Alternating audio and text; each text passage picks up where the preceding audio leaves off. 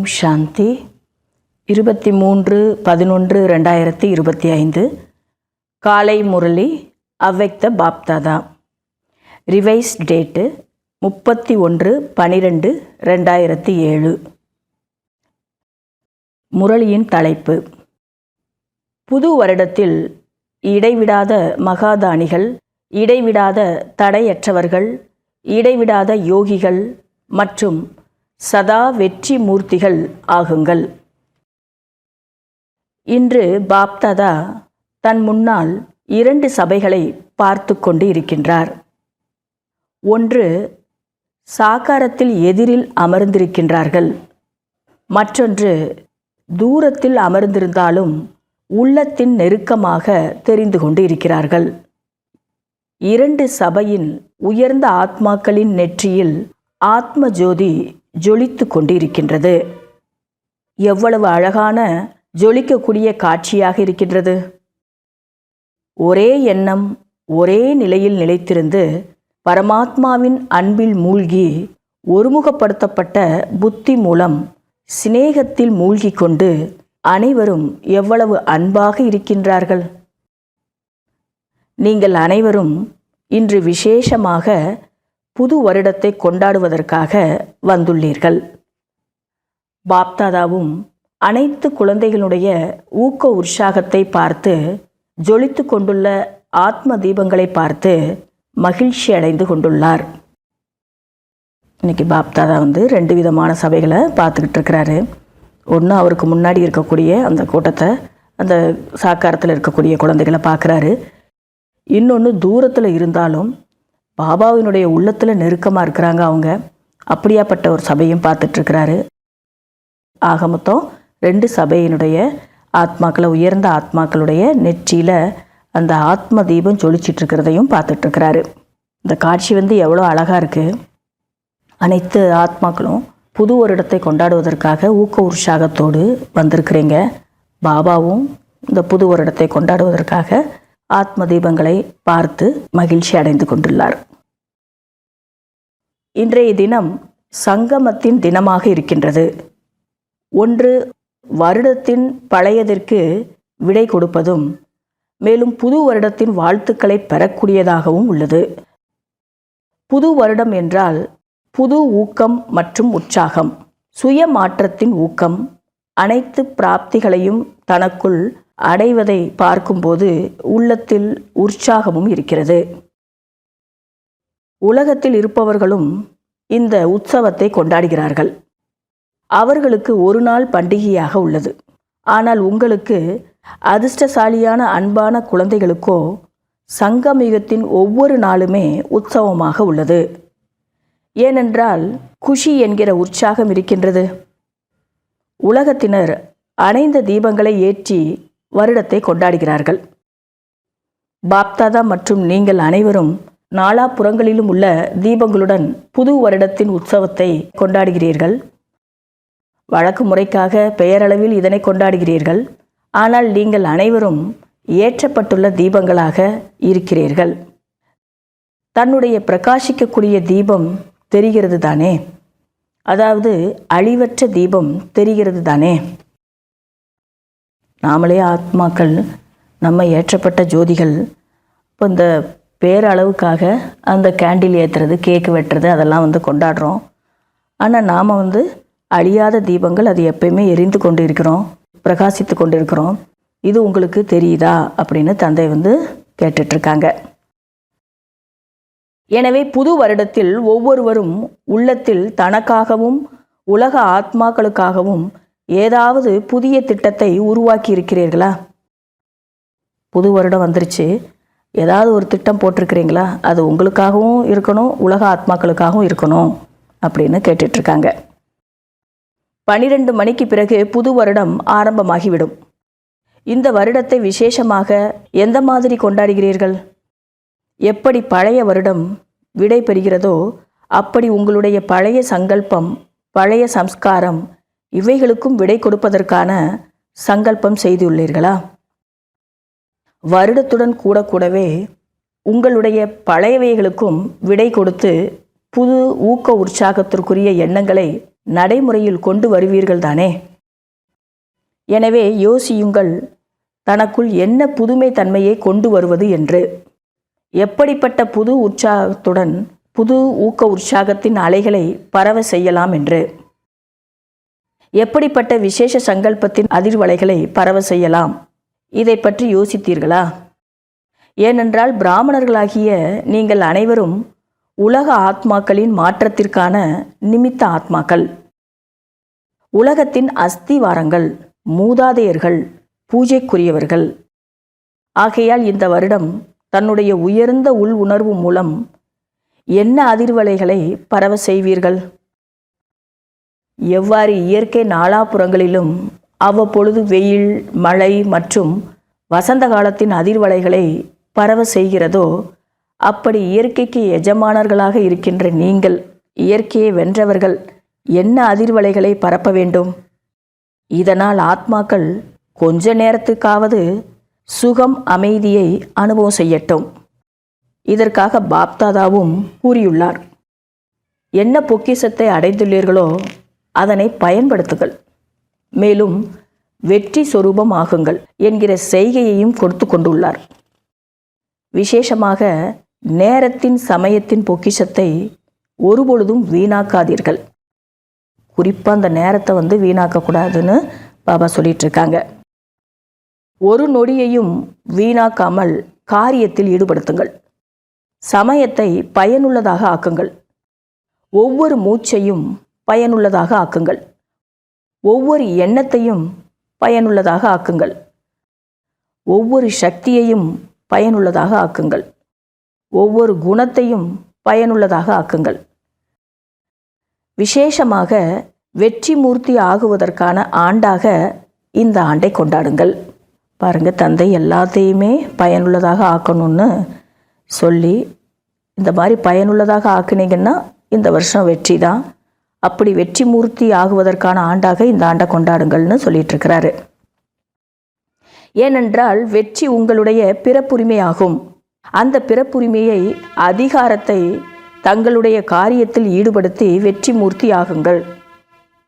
ஏனென்றால் இப்பொழுதைய வெற்றி உங்களுக்கு அநேக பிறவிகளுக்கு கூடவே இருக்கக்கூடியதாக அமைகிறது.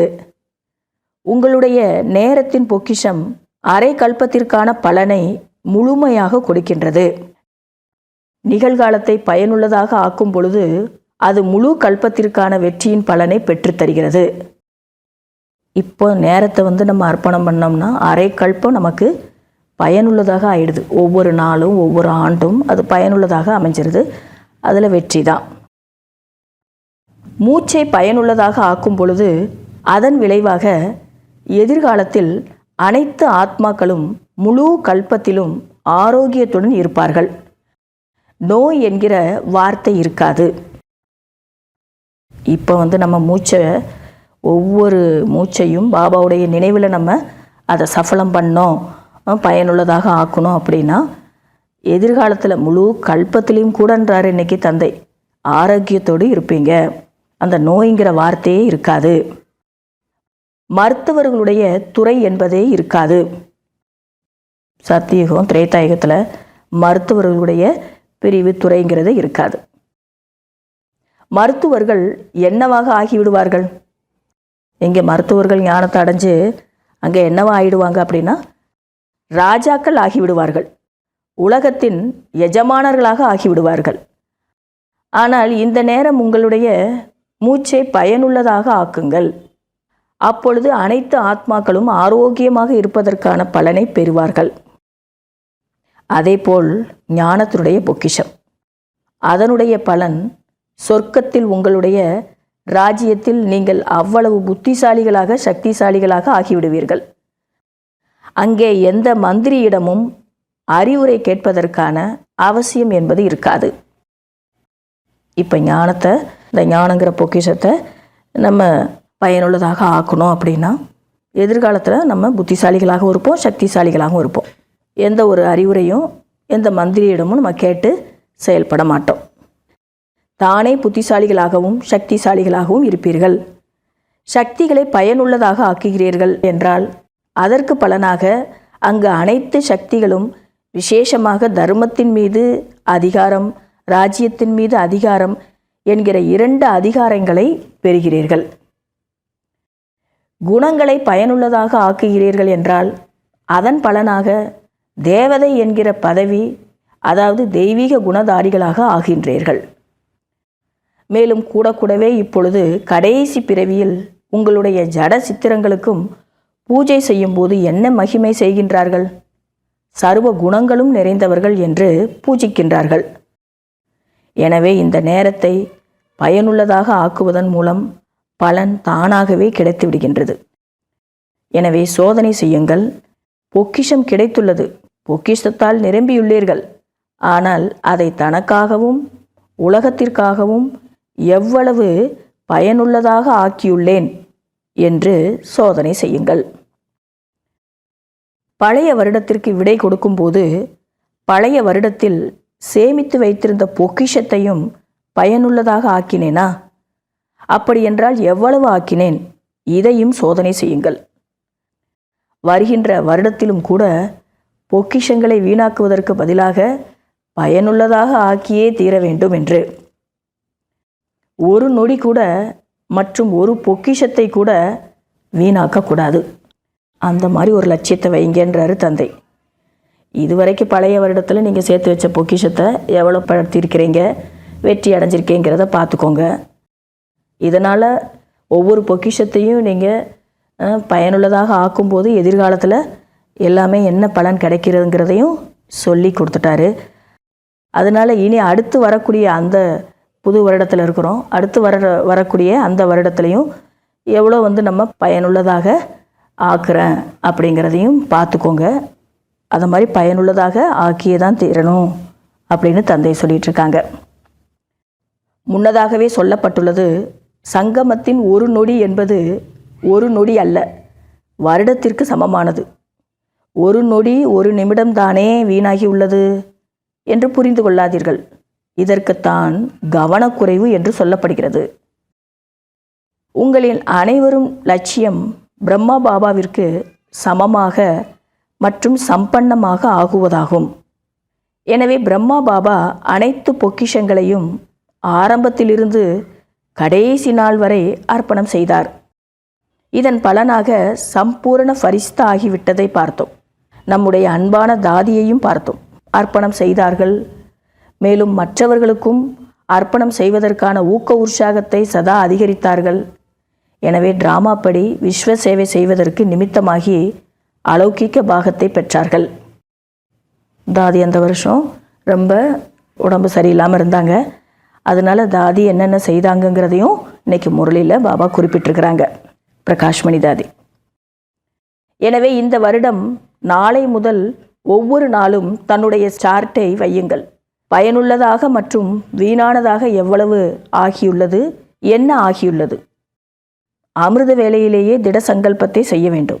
நினைவு சொரூபமும் ஆகவும், வெற்றி என்னுடைய பிறப்புரிமை என்று. வெற்றி என்னுடைய கழுத்து மாலையாகும்.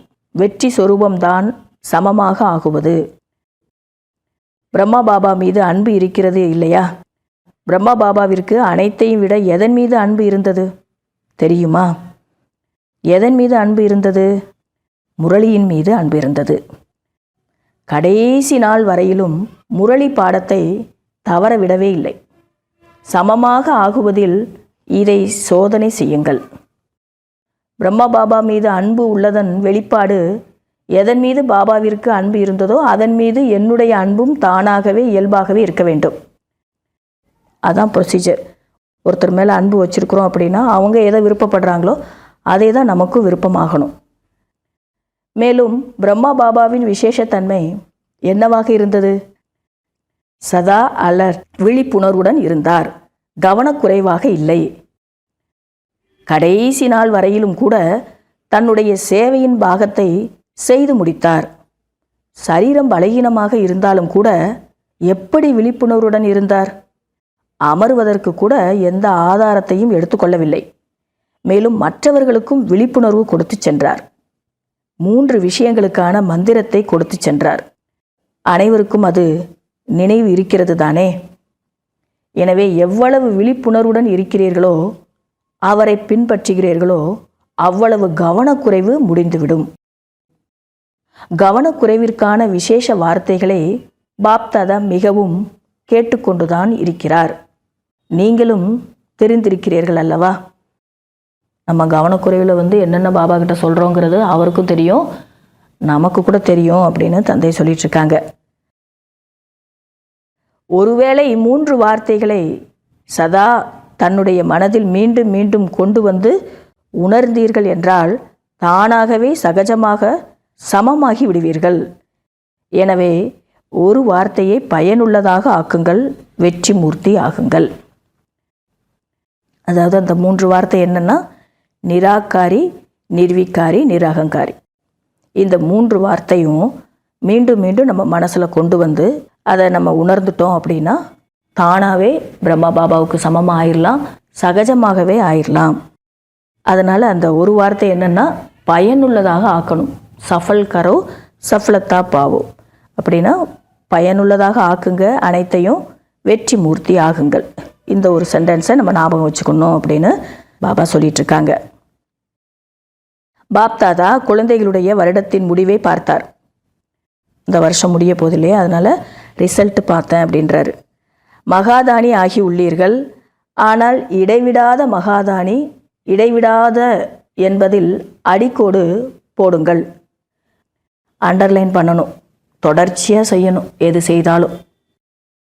இடைவிடாத மகாதானி, இடைவிடாத யோகி, இடைவிடாத தடையற்றவர்கள். இப்பொழுது இது அவசியமாக இருக்கிறது. இடைவிடாதவர்களாக ஆக முடியுமா? முடியுமா? முதல் வரிசையில் கூறுங்கள். ஃப்ரண்டில் இருக்கிறவங்கள கேட்குறாரு பாபா. இடைவிடாதவர்களாக ஆக முடியுமா? முடியும் என்றால் கைகளை உயர்த்துங்கள். செய்ய முடியும் என்று நினைப்பவர்கள் கைகளை உயர்த்துங்கள். செய்ய முடியுமா? மீண்டும் மீண்டும் கேட்குறார். ஏன்னா எது செய்தாலும் கண்டினியூவாக செய்தால் தான் அதனுடைய முழு பலனை பெற முடியும். அது மாதிரி தந்தை செய்ய முடியுமான்னு கேட்டுட்ருக்கிறாங்க. மதுபனத்தில் இருப்பவர்களும் கைகளை உயர்த்தி கொண்டு இருக்கிறார்கள். பாப்தாதா மதுபனியில் இருப்பவர்களை முதலில் பார்க்கிறார். மதுவனத்தின் மீது அன்பு உள்ளது. சாந்தி வனத்தில் இருப்பவர்களாயினும் பாண்டவ பவனத்தில் இருப்பவர்களாயினும் தாதியின் புஜங்களாக யாரெல்லாம் இருக்கிறார்களோ அனைவரையும் கவனத்தோடு பார்க்கின்றார். ஒருவேளை இடைவிடாத நிலையை அடைந்து விட்டீர்கள் என்றால் மனதின் மூலமாக சக்திகளை பரவ செய்யும் சேவையில் தன்னை பிஸியாக வைத்துக் கொள்ளுங்கள். வார்த்தைகள் மூலம் ஞானத்தினுடைய சேவை, மேலும் கர்மத்தின் மூலம் குணதானம் மற்றும் குணத்தின் மூலம் சகயோகத்தின் சேவையை செய்யுங்கள். தற்காலத்தில் அஞ்ஞானி ஆத்மாக்களாக இருந்தாலும் சரி, பிராமண ஆத்மாக்களாக இருந்தாலும் சரி, அனைவருக்கும் குணதானம், குணத்தினால் சகயோகம் கொடுப்பது அவசியமாக இருக்கிறது. ஒருவேளை நீங்கள் சகஜமாக எளிமையாக இருந்து முன்மாதிரியாக எடுத்துக்காட்டாகி சாம்பிளாகி இருந்தீர்கள் என்றால் அவர்களுக்கு உங்களுடைய குணமூர்த்தியினுடைய சகயோகம் தானாகவே கிடைத்துவிடும். மற்றவங்களுக்கு உதவி செய்யணும்னு நினைக்கிறீங்க, அப்போது நீங்கள் குணமூர்த்தியாக இருந்தீங்கன்னா, குணத்தினுடைய அந்த எடுத்துக்காட்டாக இருந்தீங்கன்னா, முன்மாதிரியாக சாம்பிளாக இருந்தீங்கன்னா அவங்களுக்கு தானாகவே உங்களுடைய உதவி சேர்ந்துடும். தற்காலத்தில் பிராமண ஆத்மாக்களும் கூட சாம்பிள் பார்க்க விரும்புகிறார்கள், கேட்பதற்கு விருப்பப்படுவதில்லை. தங்களுக்குள் என்ன சொல்லுகிறார்கள்? ஒருத்தருக்கு ஒருத்தர் என்ன பேசிக்கிறாங்கன்னா, யார் ஆகியிருக்கிறார்கள், யார் ஆகியிருக்கிறாங்க அப்படின்னு பேசிக்கிறாங்க பிராமணர்களுக்குள்ளேயே. எனவே குணமூர்த்திகளாக பார்க்க விரும்புகிறார்கள். கர்மத்தின் மூலம் விசேஷமாக குணங்களின் சகயோகம், குணங்களில் தானம் கொடுப்பதும் அவசியமாக இருக்கிறது. கேட்பதற்கு யாரும் விரும்புவதில்லை, பார்ப்பதற்கு தான் விரும்புகிறார்கள். எனவே இப்பொழுது விசேஷமாக இதை கவனத்தில் வைக்க வேண்டும். நான் ஞானத்தின் மூலமாக, வார்த்தை மூலமாக சேவை செய்து கொண்டுதான் இருக்க வேண்டும், மேலும் செய்து கொண்டே தான் இருக்க வேண்டும். கடைசி வரைக்கும் ஆத்மா சரீரத்தில் இருக்கிற வரைக்கும் ஞானத்தின் மூலமாக, வார்த்தை மூலமாக சேவை செய்து கொண்டு தான் இருக்கணும். ஆனால் மனம் மற்றும் கர்மத்தின் மூலமாகவும் செய்ய வேண்டும். மனதின் மூலம் அதிர்வலைகளை பரவ செய்யுங்கள், சக்திகளை பரவ செய்யுங்கள். அதிர்வலைகளின் சக்திகள் தூர அமர்ந்திருந்தாலும் சென்றுவிடும். சுபபாவனை சுப காமனை மூலம் எப்படிப்பட்ட ஆத்மாக்களுக்கும் மனதின் மூலம் சேவை செய்து அதிர்வேளைகளை சக்திகளையும் கொடுக்க முடியும். எனவே இப்பொழுது இந்த வருடத்தில் மனதின் சக்திகள் மூலமாக அதிர்வலைகளை கொடுப்பது, சக்திகள் மூலமாக மனதிற்கான ஆற்றலை கொடுப்பது, மேலும் கர்மத்தின் மூலமாக குணத்தினுடைய சகயோகத்தை கொடுப்பது மற்றும் அஞ்ஞானி ஆத்மாக்களுக்கும் குணதானம் கொடுப்பது என்பதை செய்யுங்கள். இவ்வளோ விஷயம் இந்த வருஷம் செய்யணும் அப்படின்னு தந்தை சொல்லிகிட்ருக்காங்க. புது வருடத்தில் பரிசு கூட கொடுப்பீர்கள் அல்லவா? கிஃப்ட் கூட கொடுக்குறோம் இல்லையா ஒருத்தருக்கு ஒருத்தர்.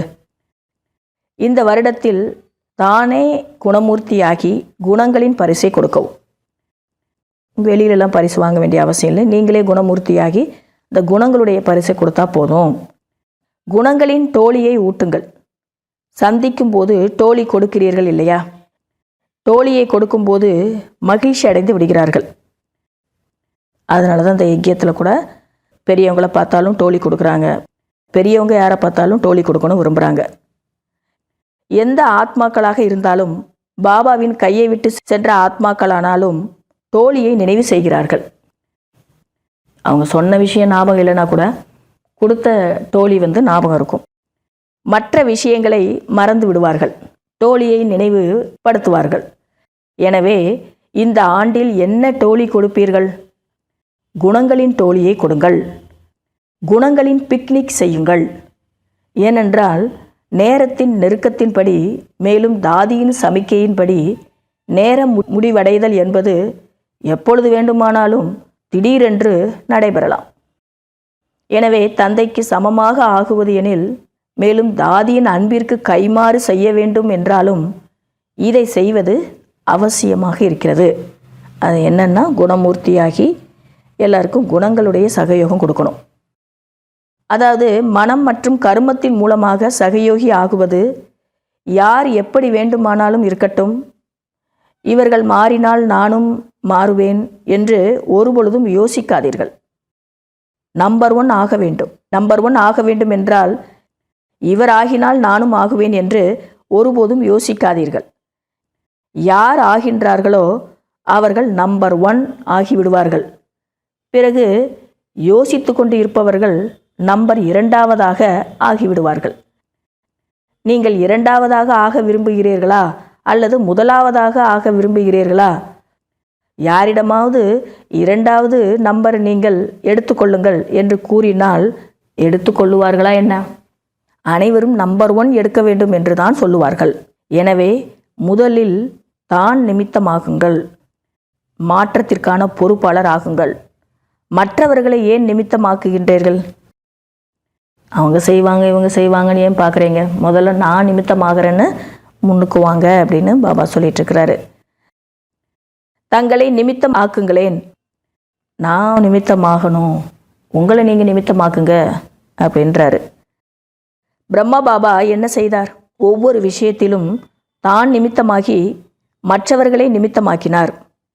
தான் அர்ஜுனராகி நடிப்பை நடித்தார். நான் நிமித்தமாக ஆக வேண்டும், நான் செய்ய வேண்டும், என்னை பார்த்து பிறர் செய்வார்கள் என்று இருந்தார். மற்றவர்களை பார்த்து நான் செய்ய வேண்டும் என்று அவர் இருக்கவில்லை. என்னை பார்த்து மற்றவர்கள் செய்யட்டும், இது பிரம்ம பாபாவின் முதல் பாடமாக இருந்தது. எனவே என்ன செய்ய வேண்டும் கேட்டீர்களா? வெற்றி மூர்த்தி, பயனுள்ளதாக ஆக்கக்கூடிய வெற்றி மூர்த்தி. இடைவிடாத தானியாகி இருப்பவர்களிடம் மாயா வருவதற்கான தைரியம் இருக்காது.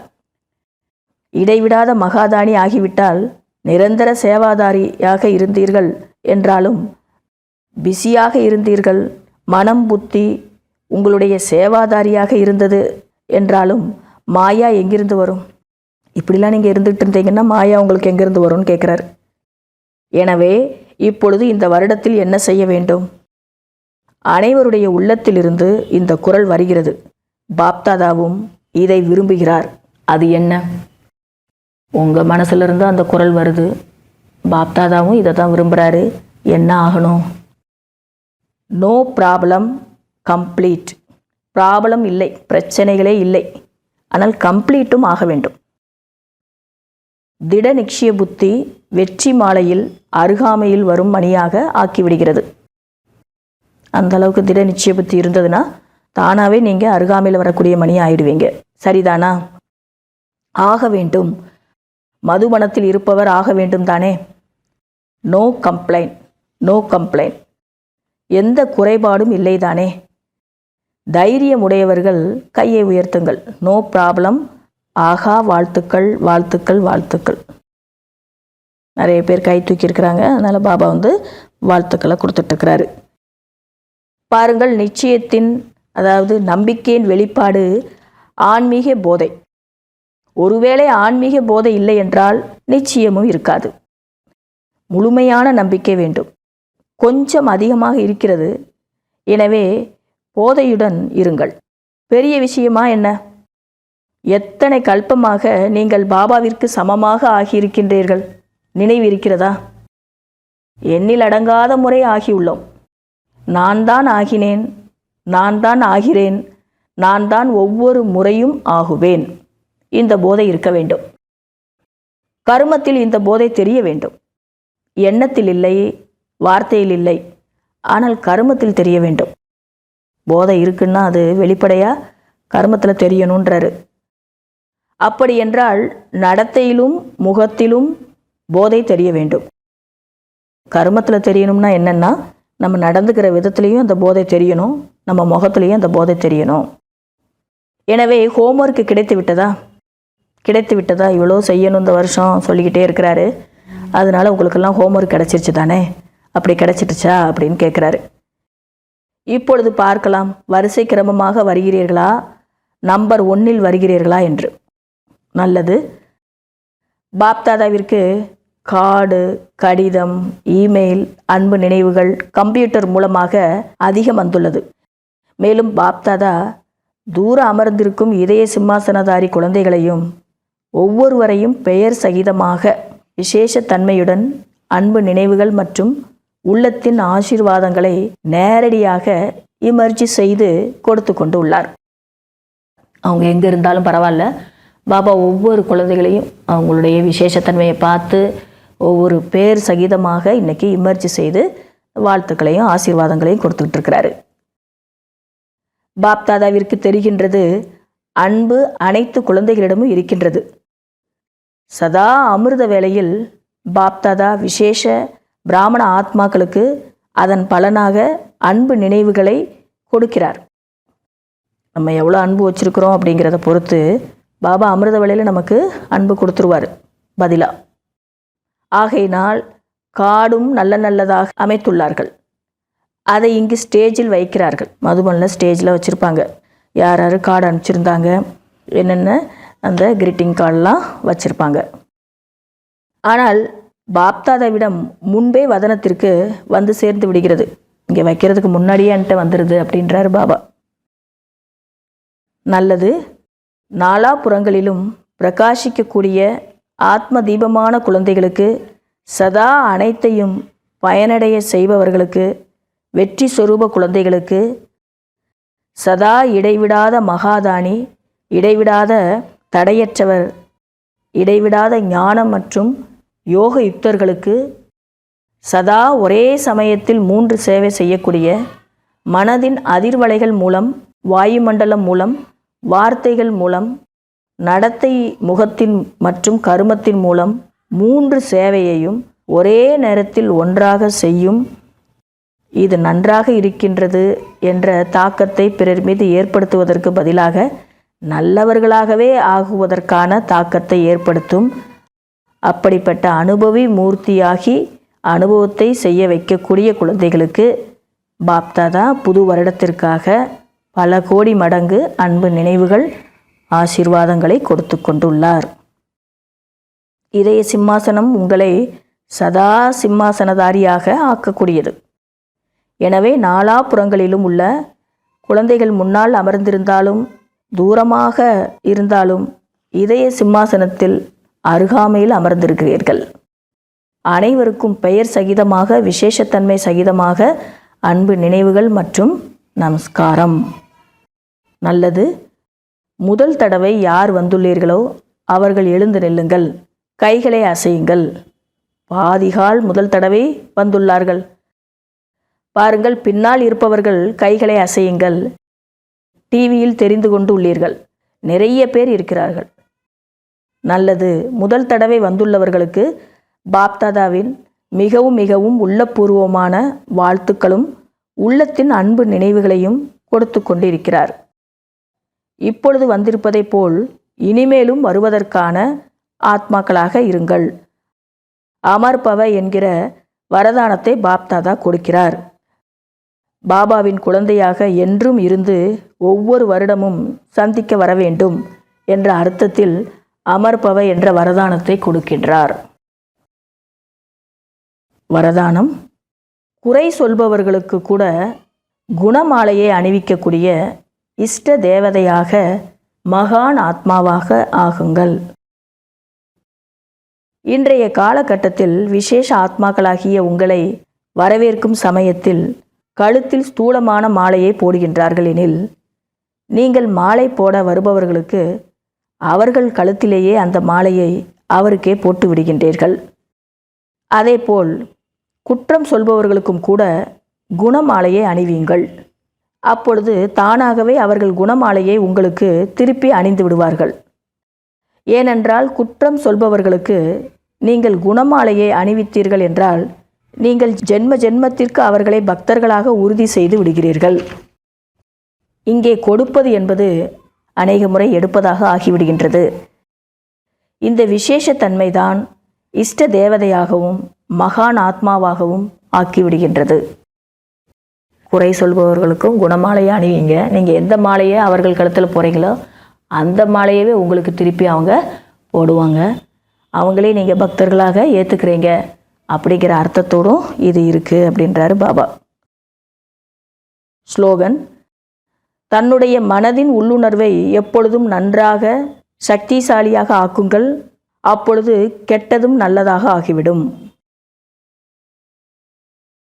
இன்றைய அவ்வக்த சமிக்கை: எவ்வளவுதான் காரியங்களுடைய ஈர்ப்பு நாலாபுறங்களிலும் ஈர்த்தாலும் கூட, புத்தியானது சேவையின் காரியத்தில் பிஸியாக இருந்தாலும் கூட, அப்படிப்பட்ட நேரத்திலும் அசரீரி ஆகுவதற்கான பயிற்சியை செய்து பாருங்கள். உண்மையான சேவை எனில் ஒருபொழுதும் பந்தனம் என்பது இருக்காது. ஏனென்றால் யோக யுக்தி சேவாதாரிகள் சதா சேவை செய்தாலும் கூட ஓய்வு நிலையில் இருப்பார்கள். சேவை அதிகமாக இருக்கின்றது, அதனால் அசரீரியாக முடியவில்லை என்பதெல்லாம் கிடையாது. இது என்னுடைய சேவை இல்லை, பாபா கொடுத்துள்ளார் என்பதை நினைவில் வையுங்கள். அப்பொழுது பந்தனமற்றவர்களாக இருப்பீர்கள். நல்லது. ஓம் சாந்தி.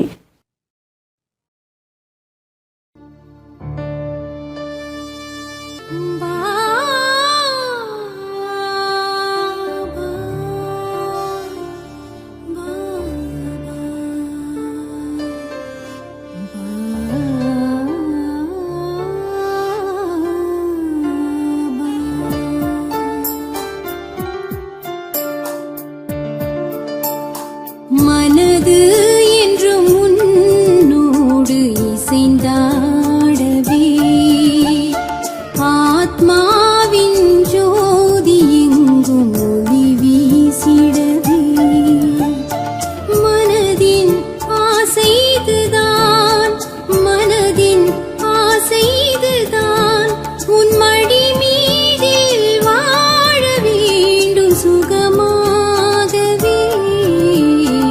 மனதின்